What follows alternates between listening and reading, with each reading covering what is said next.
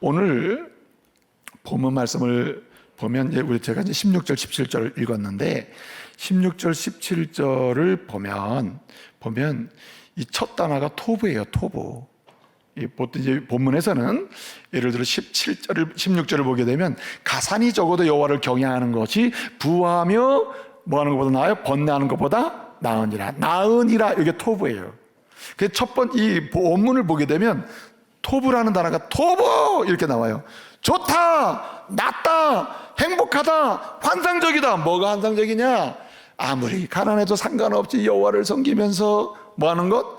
부하면서 번뇌하는 것보다 이게 좋은 거야 라고 얘기하고 있는 겁니다.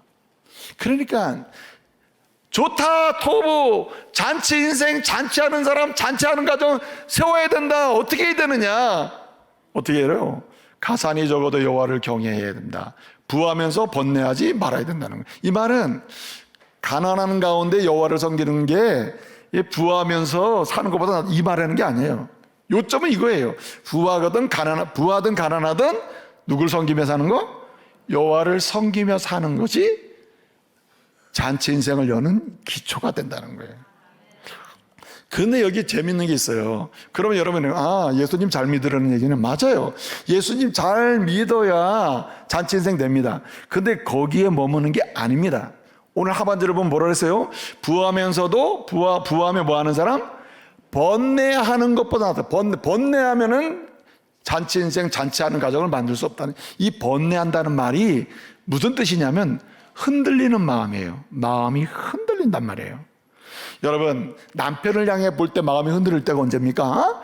아내를 보면서 부정적으로 이 마음이 흔들릴 때가 언제예요?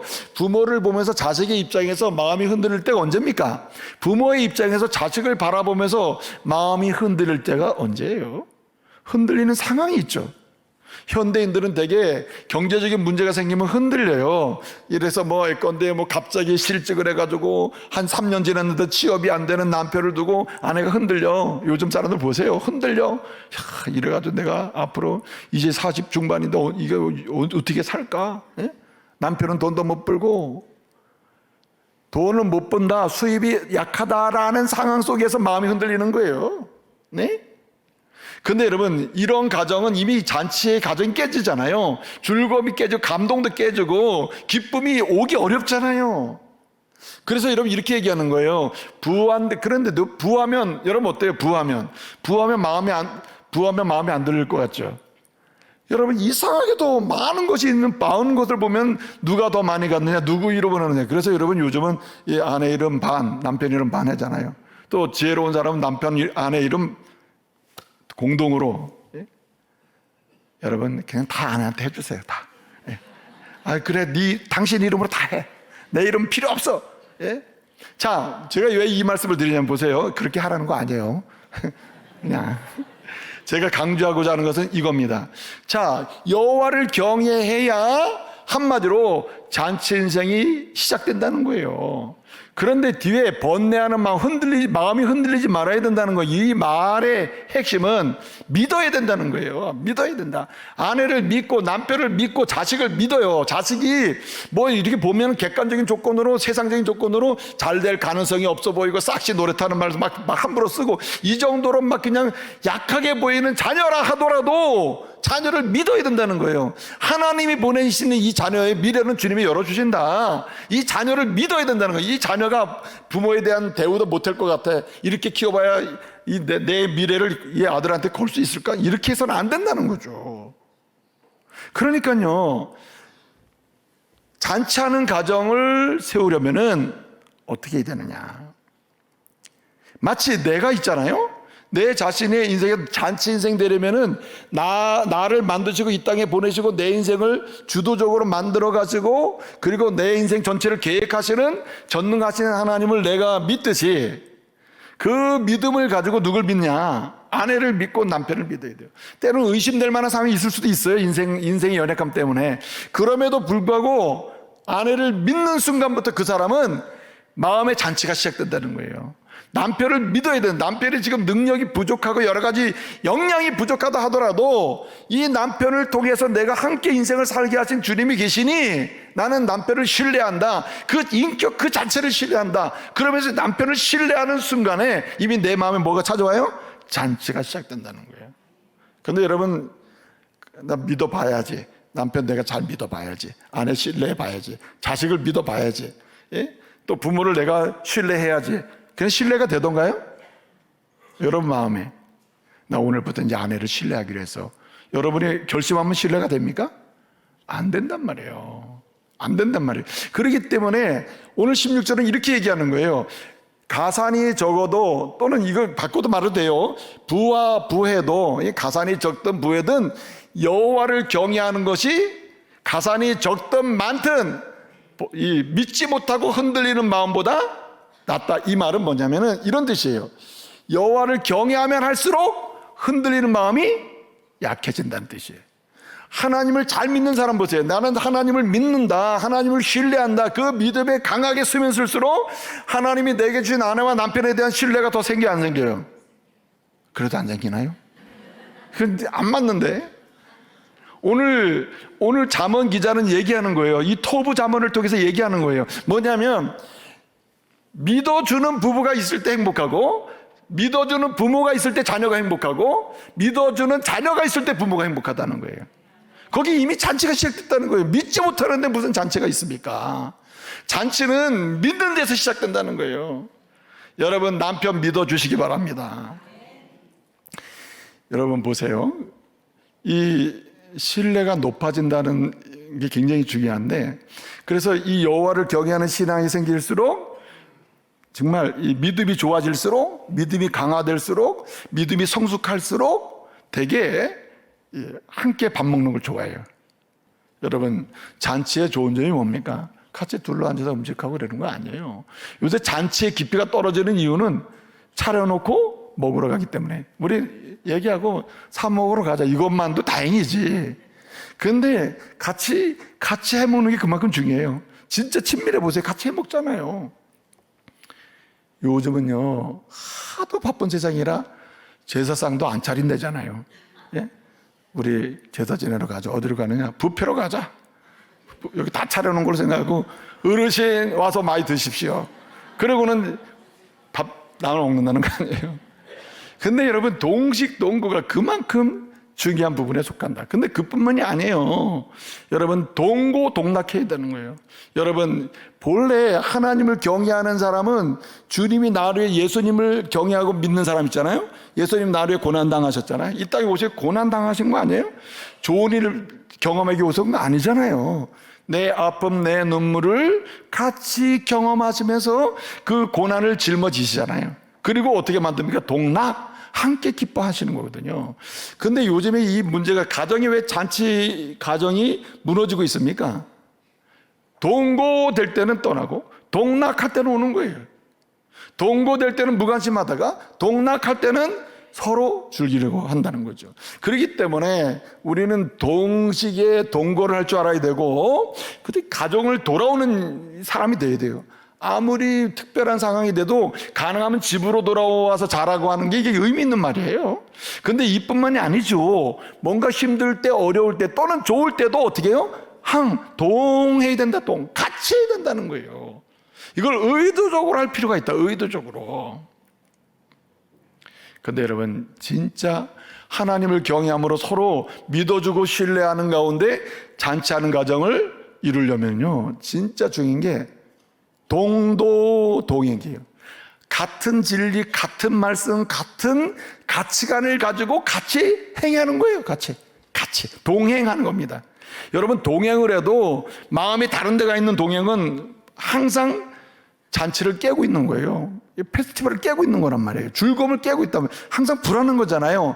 그런데 지금 우리가 무엇을 향해서 같은 마음을 가지고, 같은 뜻을 가지고, 같은 믿음을 가지고 걸어가잖아요. 그러면 동행 자체가 이미 잔치예요. 이 은혜가 있기를 말씀으로 축복합니다. 또 한 가지는요, 오늘 여기 17절 말씀 보게 되면 이렇게 얘기합니다. 뭐라고 얘기합니까? 이렇게 얘기하죠. 채소를 먹으며 서로 사랑하는 것이 뭐보다 낫다? 살찐 소를 먹으면서 서로 미워하는 것보다 낫다고 그래요. 이것도 이 17절 말씀도 첫 단어가 토부예요. 잔치다! 좋다! 잔치는 이렇게 시작된다. 이렇게 되면 잔치가 일어난다. 이런 뜻이거든요.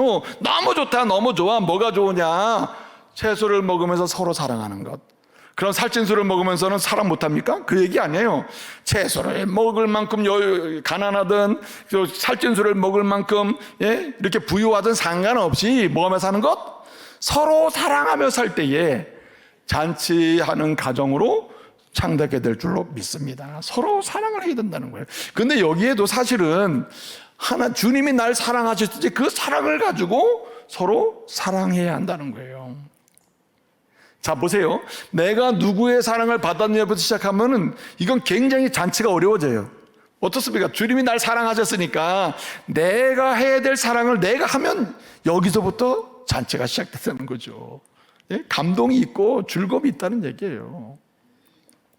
그래서 여러분, 적어도 우리가 하지 말아야 될 일이 있어요. 하지 말아야 될 일이 뭐냐? 책임을 전가해서는 안 되는 거죠. 본래 주님이 날 먼저 사랑하신 것처럼 내가 해야 될 사랑을 아내에 대해서, 남편에 대해서, 자식에 대해서, 부모에 대해서 내가 상대가 조건에 어떤 상관없이 내가 해야 될 사랑을 주님의 이름으로 할 때 이것이 지속적으로 해서 잔치하는 가정을 이루어갈 수 있는 방법이 있다면 하지 말아야 될 게 있다는 거예요. 그것이 뭔 책임 전가예요. 책임 전가. 그래서 여러분, 내가 해야 될 사랑을 감당하는 사람은 독특한 성경을 보면 특성이 하나 있는데 그 특성이 뭐냐면은 다 누구 책임? 내 책임이라는 거예요. 대개 가정에서 어떤 일이 안 되면 이거는 아빠 책임이고 이건 딸 책임이고 뭐 아들 책임이고 이건 누구 책임이고 나는 들어가지가 않잖아요. 근데 여러분, 내가 직접적으로 관계가 있든 없든 우리 가족이라고 하는 하나님 주신 가정이라고 하는 공동체에 들어가 있는 사람으로서 여러분 딱 볼 때 주님이 주신 사랑으로 내가 해야 될 사랑을 하는 경우에 특성이 뭐냐? 내가 해야 될 사랑을 하면서도 아내가 어려움이 있고 남편이 어려움이 있고 무슨 자식이 어려움이 있으면 이거 다 누구 책임? 내가 책임져야 되는구나. 내가 책임져야 돼. 그렇게 할 때에 하나님이 기쁨을 주시기 시작한다는 거예요. 하나님 주신 기쁨을 누리게 된다는 거예요. 여러분, 이 창세기 3장을 보게 되면요, 창세기 3장에 거기 여러분 아담과 하와가 타락하는 이야기가 나오는데 하나님이 아담을 책망하시잖아요. 너 왜 그러고 있냐? 아담이 뭐라고 합니까? 하나님이 내 갈비뼈 뽑아가지고 만든 그 여자, 하나님이 내게 주신 그 여자가 선악과를 따가지고 내가 먹으라고 함으로써 내가 이렇게 됐다는 거예요. 아니, 먹은 건 자기가 먹었지 누가 주든 뭐든 간에 자기가 먹은 거 아니에요. 그렇죠? 아니, 자기가 안 먹고 입을 벌리고 있는데 입도 안 벌리고 입을 막 벌려가지고 하와가 넣어줬습니까? 아니잖아요. 자기가 받아서, 자기가 입 벌려서, 자기가 먹었으면 먹으면 자기 책임이지. 근데 하나님 책임입니다. 이 여자 주신 분 하나님 아닙니까? 이 여자 책임입니다. 이 여자가 나한테 따서 갖다 줬어요. 그러니까 내가 잘못이 없자. 이렇게 되는 거예요. 근데 거꾸로, 내가 먹은 게 내 책임이죠. 아내를 이렇게 귀한 선물로 주었는데 내가 아내를 돌보지 못한 게 내 책임이죠. 이렇게 나가야 에덴 동산의 잔치에 계속될 가능성이 열리는데, 여러분, 자기가 죄는 무지막지하게 우기는 게 있잖아요. 그러니까 어떻게 됐습니까? 잔치가 깨지는 거 아니에요. 잔치가 깨지는 건 순식간이에요. 내 책임이 아니다. 그러면 내가 해야 될 사랑을 못하게 되거든요. 그럼 문제가 된단 말이죠. 근데 여러분, 또 한 가지 책임질 의도적으로 해야 될 일이 뭐냐면, 내 책임이라는 그런 태도로 살아야 될 뿐만 아니라, 여러분, 어떤 경우에도 가족들을요, 내 유익으로 바라봐서는 안 된다. 내 이익의 대상이나 내가 원하는 유익을 주는 대상으로 바라보면 안 된다는 거예요. 예컨대 내게 이 사람은 내게 무슨 이익을 주고 무슨 수입을 얻게 하고 무슨 재산을 얻게 하고 얼마나 내게 많은 걸 주느냐, 이런 쪽에서 유익을 주는 대상으로 보는 순간부터 마음은 그렇지 못할 때가 더 많기 때문에 성령께서 주시는 기쁨을 상실하게 된다는 거예요. 그러니까 어떻게 됩니까? 오히려 내가 책임을 진다는 그런 태도를 가지고 어떻게 합니까? 내가 주여 저 사람에게 유익이 되게 해달라는 거죠. 아내에게 유익되는 남편, 자식에게 유익이 되고 이익이 되는 아버지가 좀 됐으면 좋겠다고 하는 이런 태도와 관심을 가지고 움직여야 된다는 거예요. 이것이 뭡니까? 서로 사랑하며 내가 해야 될 사랑을 하며 사는 방식이라는 거죠. 여러분, 진짜 무서운 세상이 됐습니다. 요즘은 여러분 어때요? 아내가 남편을 사주하고 남편이 아내를 사주하고 부모가 자식을 사주하고 자식이 부모를 사주해서 사기치게 하고 속이게 하고 죄를 짓게 하고 범죄하게 하고 죽이기도 하고 뺏기도 하고 이렇게 만드는 시대가 됐잖아요. 여러분 성경에 보게 되면요, 이 아합이라는 사람과 이세벨이라는 부부가 있어요. 이 부부는 서로 둘 다 어떻게 하느냐, 서로 죄를 짓게 해가지고 서로 유익을 얻기 위해서 서로 죄를 짓게 만들었던 부부예요. 이런 부부 속에서는 잔치가 나올 수가 없잖아요. 다 비극적으로 끝나잖아요.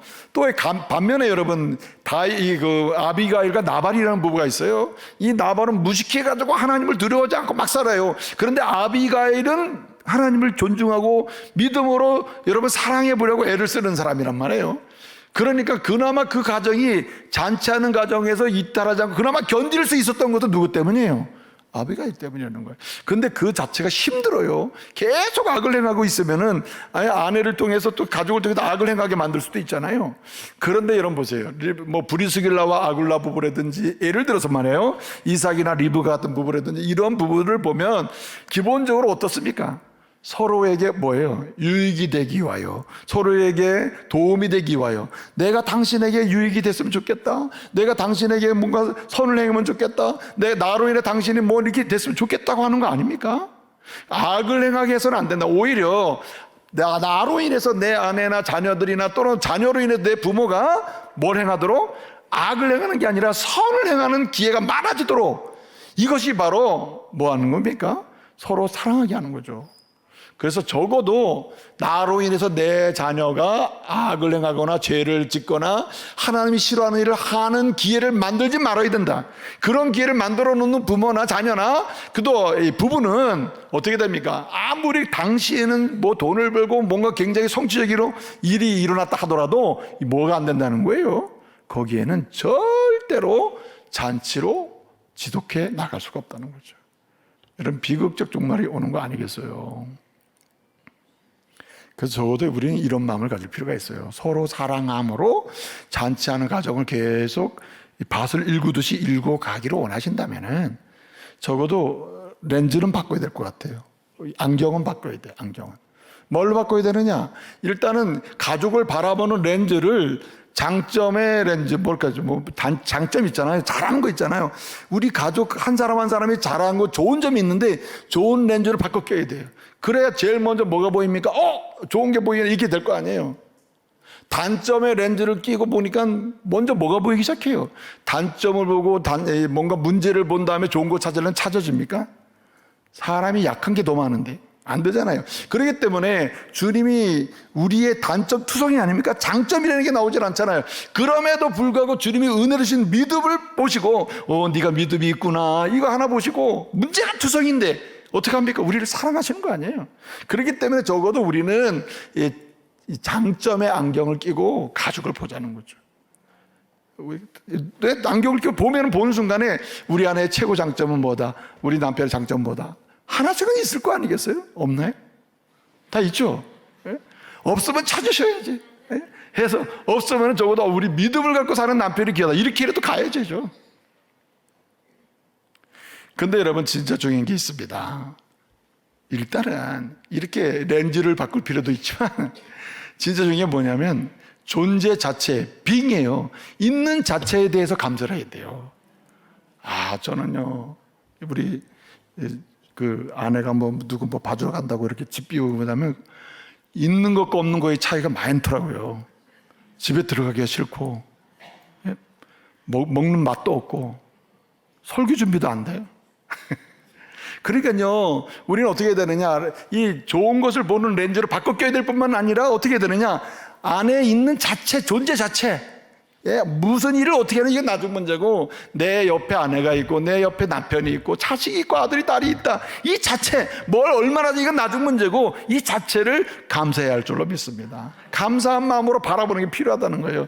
장점의 렌즈를 끼고 감사한 마음으로 바라보라는 거예요. 그때 뭐가 시작돼요? 서로 사랑이, 내가 해야 될 사랑이 중단되지 않고 계속될 수 있다는 거죠. 근데 여러분 보세요. 이렇게 서로 이렇게 감사의 렌즈를 하는데 의도적인 행위가 또 따라가 또 해요. 뭐 예를 들어 이런 거예요. 아예 그냥 내가 하루에 한 가지씩이라도, 이제 요즘에 많이 그거 하잖아요. 뭐 부박 이런 데서 많이 하잖아요.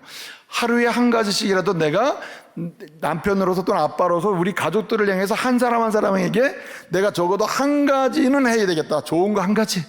말이든 표정이든 뭐 립서비스든 아니면 선물이든 어떤 봉사든 하루에 한 가지. 그리고 저녁마다 주님께 엎드리는 거죠. 오늘 저는 아내를 위해서 이 일을 했고 자식을 위해서 이 일을 했는데 서로 사랑함으로 잔치 가족이 크게 이루어지게 주옵소서. 이렇게 기도 가야 된다는 거죠.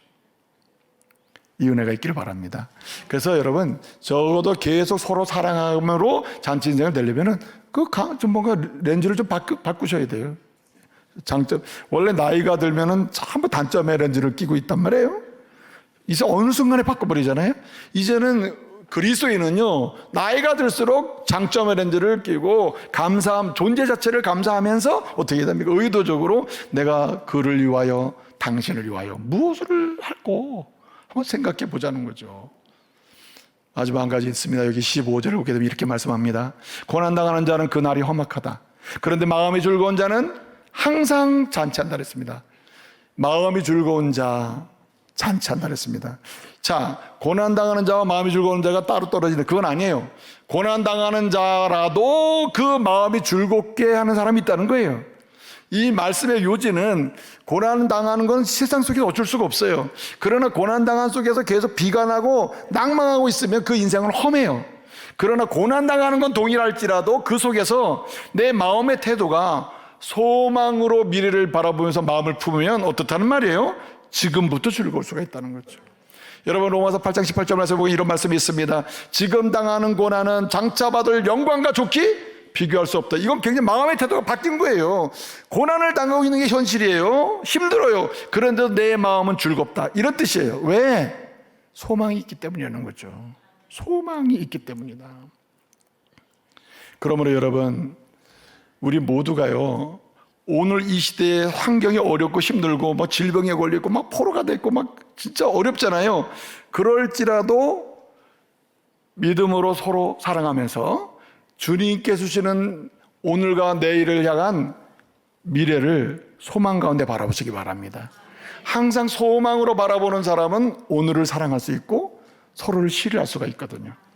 그래서 주님 말씀하셨습니다. 내일 일은 내일 걱정하고 내일을 염려하지 말라. 오늘 일은 오늘에 족하다라고 했습니다. 그러니까요, 우리는 어떤 상황에서도 믿음으로 서로 믿고 신뢰하면서, 그리고 내가 해야 될 사랑을 오늘 사랑하면서 책임을 지면서 여러분 소망 가운데 주님이 이루실 미래를 바라보며 나갈 수 있기를 바랍니다. 여기에 한마디로 이 잔치하는 가정이 시작될 거예요. 우리 힘으로는 안 되겠죠. 여러분, 요즘에 유행하는 말이 있어요. 유행하는 말이 있는데, 한마디로 이제 뭐냐면은 참 이슬에 젖고 참 이슬에 취하고 참 이슬에 취하고 신라면에 중독되고 불닭의 포로가 되는 시대다. 그 말을 누가 해주더라고요. 요즘 말이야, 미국에서도 뭐 중국에서도 참 이슬에 취하고 신라면에 중독되고 불닭의 포로가 돼서, 제가 말씀드리고 싶어요. 그리고 산다는 거예요. 너무너무 맛있게 먹는다는 거죠. 말씀드리고 싶어요. 여러분, 신뢰에 취하시기 바랍니다. 우리가 주님을 경외하는 믿음 안에서 서로 믿음에 취하셔야 돼요. 가족을 서로 믿어주는 믿음에 취하시고, 여러분 사랑에 중독이 되시고, 그리고 소망의 포로가 되시기를 말씀으로 축복합니다.